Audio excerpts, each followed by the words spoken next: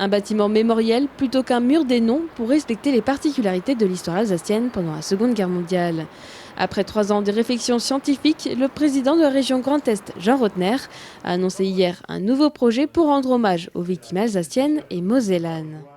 Philippe Richert, alors qu'il était président de la région Grand Est à l'époque, avait finalisé un projet qui portait le nom de Mur des Noms et qui avait été marqué par quelques positions. C'est vrai, de voir se regrouper sur un même espace l'ensemble d'histoires humaines différentes lors de l'annexion et de la Deuxième Guerre mondiale. Et donc j'ai repris le dossier en confiant à un conseil scientifique présidé par Frédéric Naudufour, le temps de réfléchir, le temps de s'accorder, le temps de comprendre quelles pouvaient être les oppositions à un espace mémoriel qui permette à la fois de faire de la pédagogie, à la fois de faire de la mémoire, en tout cas à dénoncer un élément, moi, qui me semble essentiel, c'est le nazisme, l'antisémitisme et la Shoah.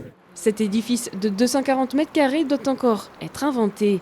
Avec une enveloppe d'1,6 million d'euros, il sera érigé au pied de la colline du mémorial d'Alsace-Moselle à Schirmeck et comportera 2 espaces. Une salle collective pour se recueillir et une salle individuelle avec 5 bornes interactives, donnant accès à une base de données de 42 000 victimes par groupe d'interdépendance. Ainsi, l'enjeu est double, honorer la mémoire des morts et disparus et faire cohabiter les destins individuels dans leur spécificité.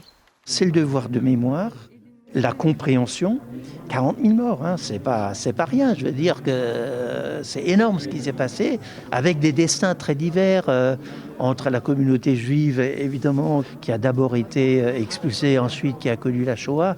Ensuite, vous avez les incorporés de force, avec là aussi des périples qui sont horribles.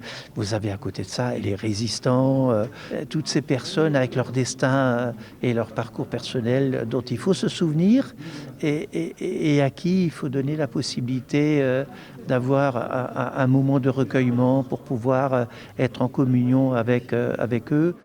La région souhaite aussi créer des bourses de recherche post-doctorales pour continuer à valoriser le lieu mémoriel grâce aux connaissances historiques. Ainsi, chaque nom sera enrichi de fiches détaillées. Pour chacun, le nom est porteur de quelque chose. Il signifie d'où l'on vient, il renvoie à notre identité.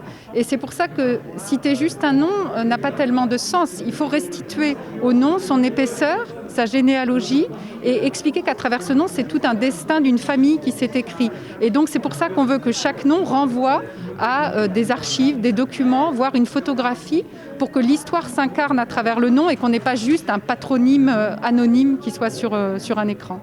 Dès le premier trimestre 2021 aura lieu un concours de maîtrise d'œuvres architecturales et scénographiques pour une livraison du monument mémoriel prévu en 2022.